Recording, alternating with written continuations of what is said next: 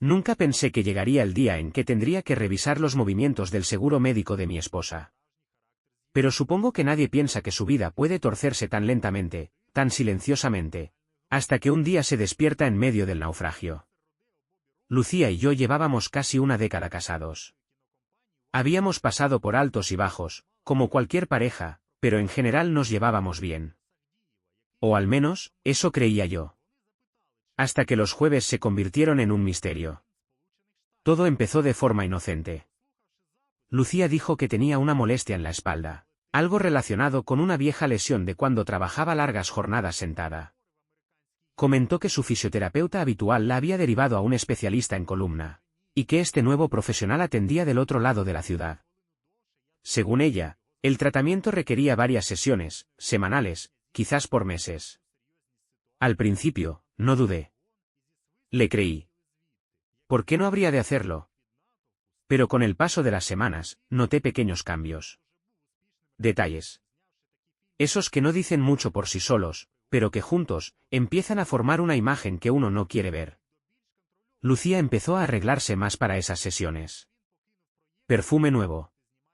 Ropa interior diferente. Incluso empezó a maquillarse para ir al médico, cosa que nunca había hecho antes. Me decía que el especialista era joven y que le gustaba causar buena impresión.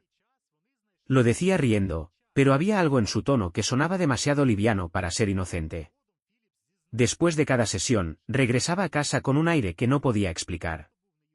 Su cuerpo más relajado, claro, pero su mirada, distinta.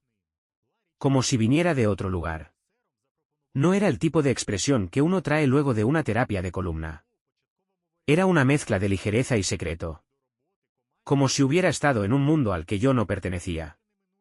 Intenté no pensar mal. Me repetí que eran ideas mías. Pero la duda se instaló, silenciosa, como una grieta en la pared que crece cada día 1 milímetro más. Le ofrecí acompañarla una vez. No para espiarla, solo para aprovechar y hacer algunos trámites cerca. Su reacción fue exagerada, como si hubiera tocado un cable pelado. Dijo que esas sesiones eran muy personales, que prefería ir sola. Que era su espacio. Ahí fue cuando supe que algo no cuadraba. No discutí.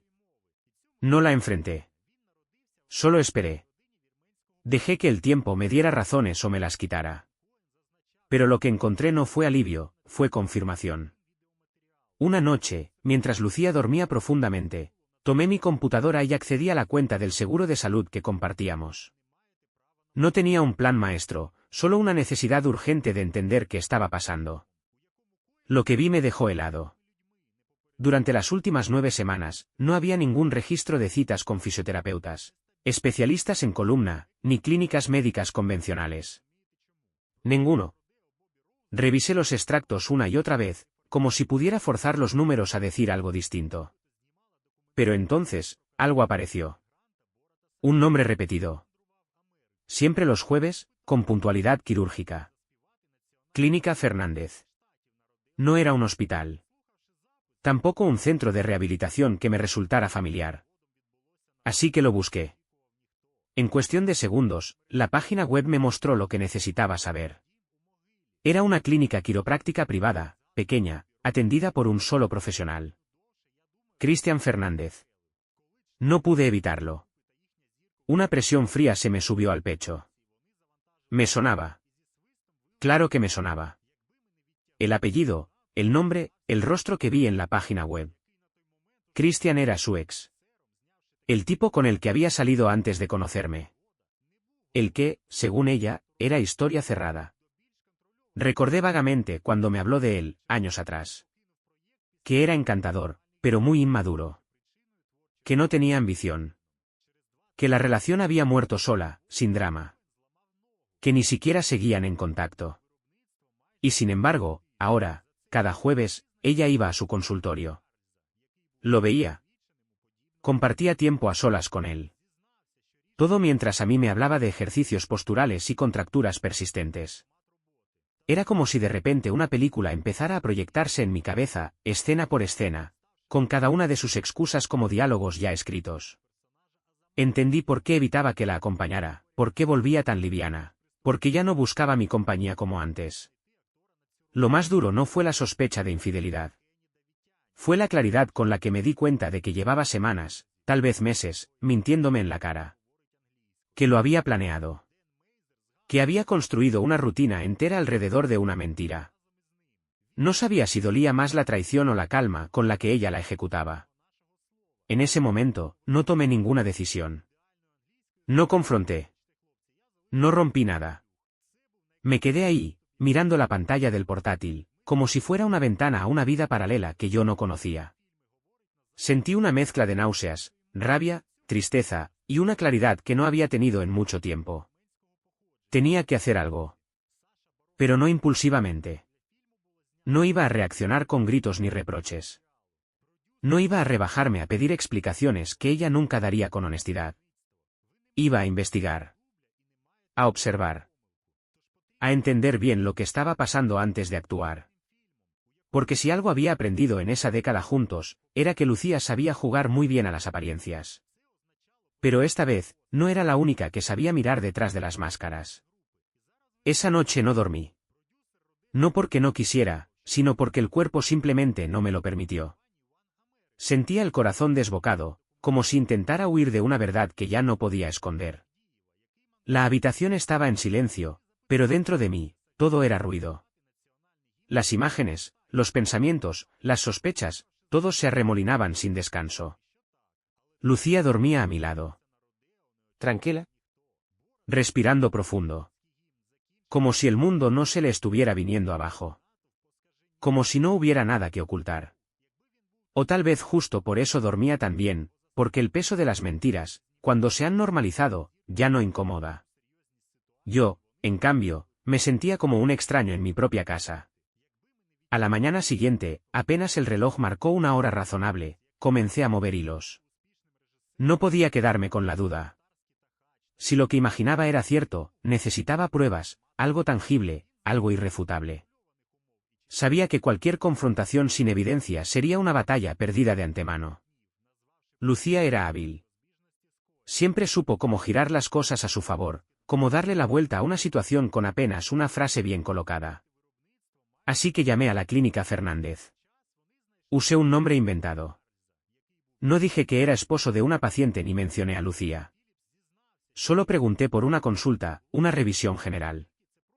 Me ofrecieron turno para ese mismo jueves por la tarde, exactamente a la misma hora en que, según Lucía, tenía su sesión semanal. Lo tomé sin dudar. Cuando llegó el día, fingí que tenía trabajo atrasado. Me aseguré de que Lucía saliera primero. Me cambié rápido, tomé el coche y crucé la ciudad, manteniendo la calma por fuera mientras por dentro sentía un temblor constante que ni el aire acondicionado del coche lograba calmar. La clínica estaba ubicada en un barrio residencial. Una casa remodelada, fachada moderna, discreta. Nada parecía fuera de lugar. Aparqué frente a la entrada y esperé en el coche, observando. A los pocos minutos, vi llegar a Lucía. Venía sola, en su coche. Se bajó, revisó su reflejo en el retrovisor, se acomodó el cabello y se dirigió a la puerta con una seguridad que solo tiene quien cree tener el control total de su mentira. Esperé 5 minutos más y entré. La recepción estaba vacía. Una música instrumental sonaba de fondo. Un par de sillas de espera, una planta en la esquina, revistas viejas sobre la mesa de centro. Saludé a la recepcionista, una mujer joven, demasiado ocupada con su teléfono para hacer preguntas. Me pidió que esperara. Asentí, tomé asiento y fingí leer una revista mientras escuchaba los sonidos del lugar. Silencio. Ni una camilla moviéndose, ni aparatos en uso, ni voces de profesionales trabajando. Solo un murmullo apagado que venía del fondo, como un eco amortiguado por paredes delgadas. Esperé 20 minutos. Nadie vino por mí. Me levanté. Caminé por el pasillo como si supiera a dónde iba. La casa tenía varias puertas cerradas, pero una, justo al final, estaba entreabierta. Dudé un instante, luego empujé suavemente. Lo que vi al otro lado me paralizó. Lucía estaba ahí. Y también Christian. No había camillas en uso. No había batas. Ni instrumentos, ni diagramas médicos, ni carpetas de pacientes. Solo ellos dos, enredados en una intimidad que no necesitaba palabras para ser entendida. No reaccionaron. No me vieron. O tal vez sí, pero no les dio tiempo a hacer nada. Yo solo cerré la puerta. Con calma. Sin un ruido. Mis manos no temblaban, pero mi interior era un volcán de emociones a punto de estallar. Salí del lugar como si estuviera caminando sobre un lago helado, cuidando cada paso para no caer. La recepcionista seguía distraída, ignorante de lo que acababa de presenciar. Una vez en el coche, me quedé quieto. No arranqué de inmediato. Solo miré al frente. Las manos sobre el volante, el corazón latiendo como si hubiera corrido kilómetros, y una única pregunta retumbando en mi cabeza: ¿cuánto tiempo llevaba esto? Recordé cada jueves reciente. Las excusas. Las sonrisas al volver. La manera en que evitaba que yo la tocara, como si mi cercanía interrumpiera otra rutina ya más poderosa. Pensé en todas las veces que confié ciegamente. En cada conversación donde ella me juraba estar cansada, estresada, agotada del trabajo. Y ahí estaba la verdad, desnuda, como ellos dos. No hubo lágrimas. Al menos no en ese momento. Era un dolor tan seco, tan absoluto, que me dejó sin capacidad de reacción emocional. No tenía espacio para el drama, ni para la rabia explosiva. Solo para una especie de tristeza contenida que lo cubría todo como una niebla espesa. Me quedé ahí, en el coche, durante al menos media hora. No miré el teléfono. No llamé a nadie. No hice fotos. No grabé vídeos. No necesitaba más pruebas. Lo había visto con mis propios ojos, y eso bastaba. Era curioso.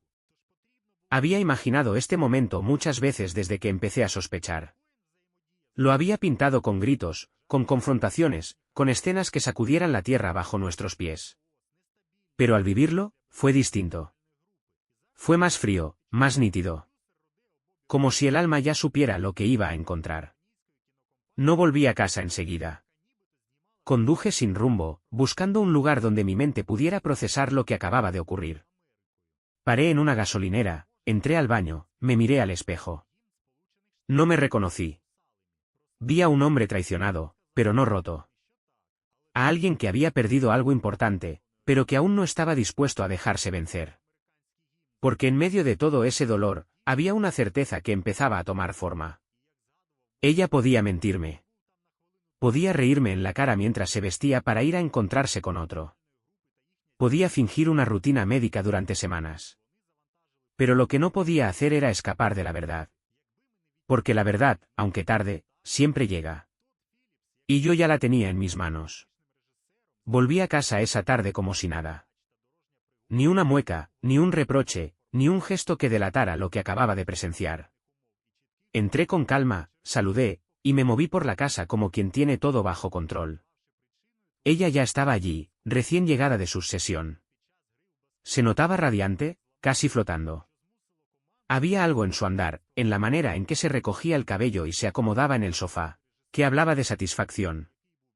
Una satisfacción que ya no venía de nuestro hogar. No dormí esa noche, pero tampoco lo necesitaba. Estaba enfocado.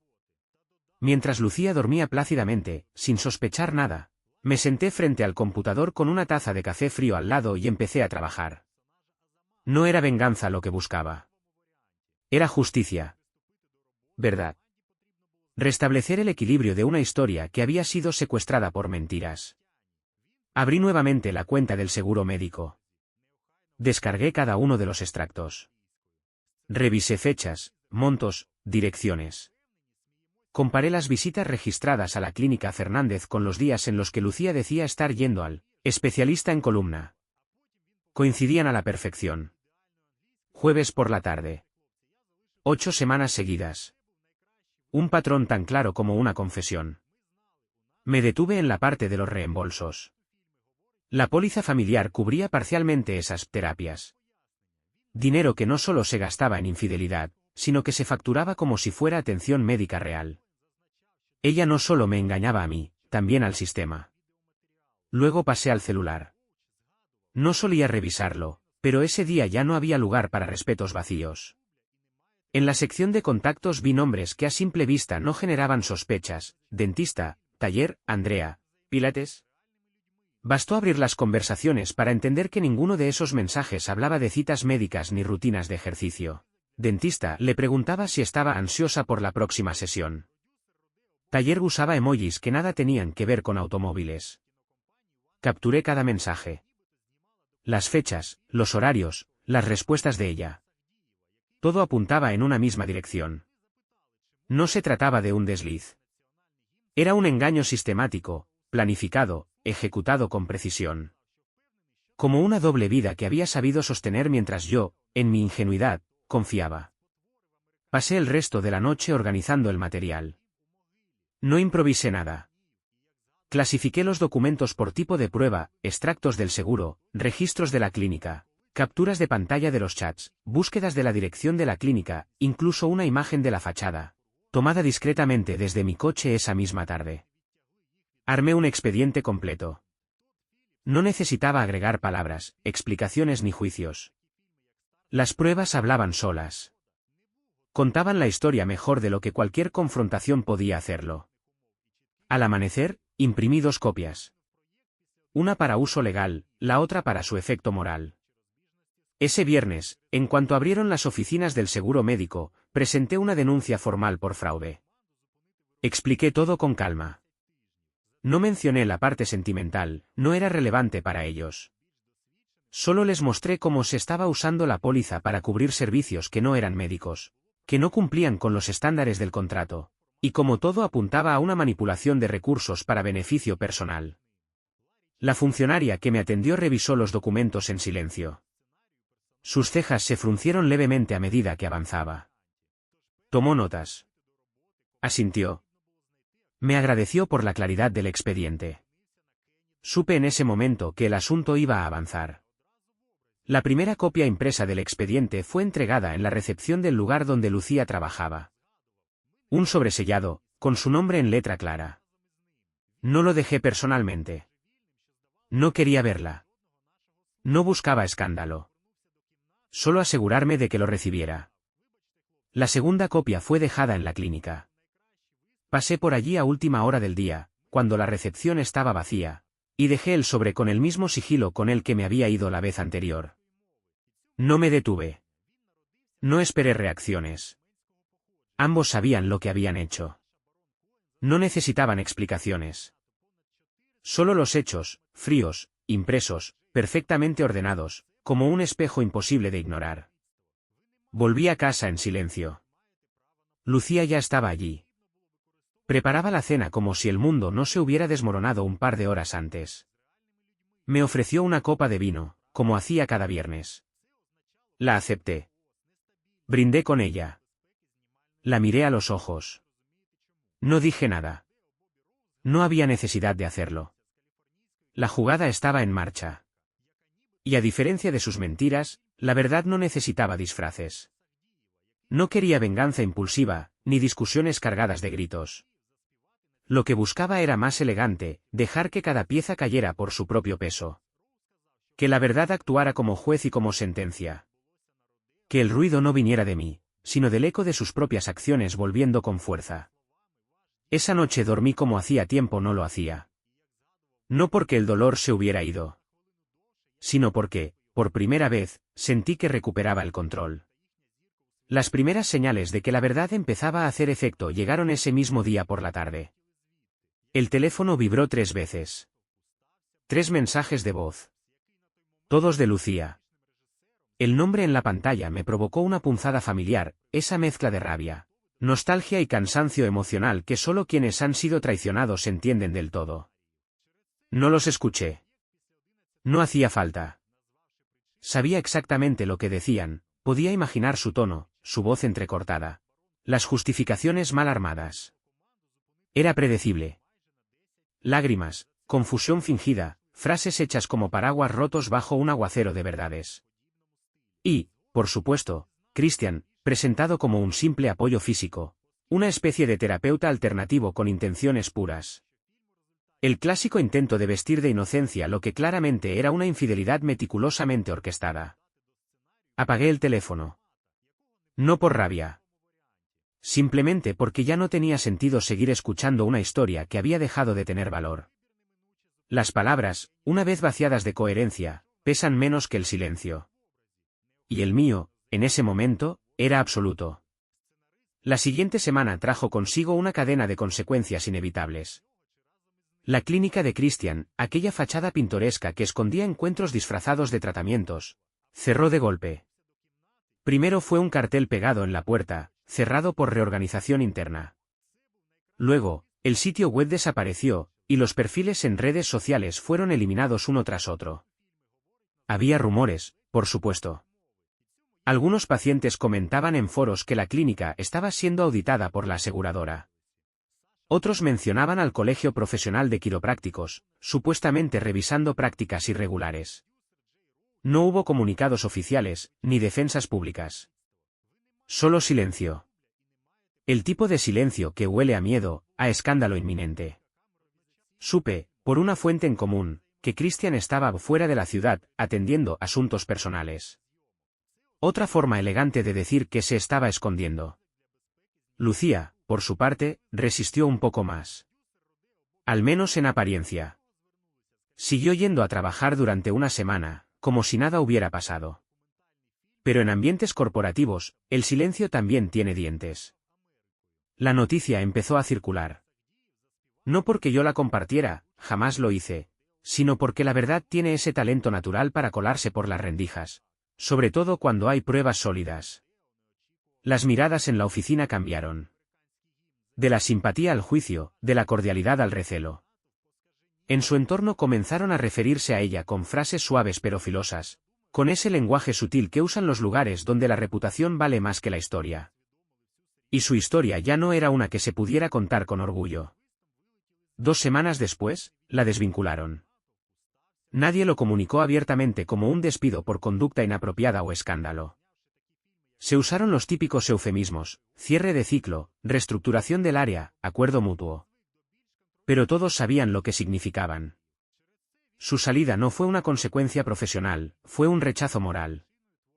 La empresa no quería estar asociada a alguien investigado por fraude a una aseguradora, menos aún en un contexto tan personal y público. A partir de ese momento, su presencia en mi vida comenzó a evaporarse. Ya no estaban sus rutinas, ni sus perfumes los jueves, ni su voz repitiendo excusas ensayadas. Solo el eco de lo que fuimos. O lo que yo creí que éramos. Yo no hice escándalo. No publiqué nada. No la señalé. No busqué apoyo en amigos comunes. Simplemente me aparté. Me volví un espectador de la caída, sin intervenir. Porque algunas cosas se derrumban solas cuando les quitas el piso. Esa tarde en particular, cuando supe que había perdido el trabajo, me preparé un whisky. Lo serví sin apuro, en mi vaso favorito. Me senté en el balcón mientras el sol bajaba lentamente, tiñendo el cielo de naranja y rojo. La ciudad estaba tranquila, como si también supiera que todo había llegado a su justo lugar. No tenía ganas de celebrar, pero tampoco de lamentar. Era una sensación extraña, a medio camino entre la tristeza y la justicia. Como si al final, después de tanto silencio, tanto esfuerzo por entender, la vida me hubiera devuelto el equilibrio. Pensé en cómo todo se había alineado sin necesidad de levantar la voz, ni de forzar nada. No hubo gritos, ni portazos, ni insultos. Solo verdades bien colocadas, pruebas ordenadas y un acto final silencioso pero implacable. Ahí estaba yo, en paz, viendo el atardecer con un vaso en la mano. Sin necesidad de explicaciones. Sin buscar consuelo. Sin odio. Porque cuando la mentira se cae sola, no hace falta empujar. Solo hay que saber esperar el sonido del impacto. Y ese, ya lo había escuchado. No la expuse. No la humillé en público. No quise arrastrarla por el lodo ni buscar aliados para una guerra emocional. No lo hice por nobleza, sino por claridad. Porque entendí, desde muy temprano, que lo que ella había destruido no se arreglaba con gritos ni con venganza impulsiva.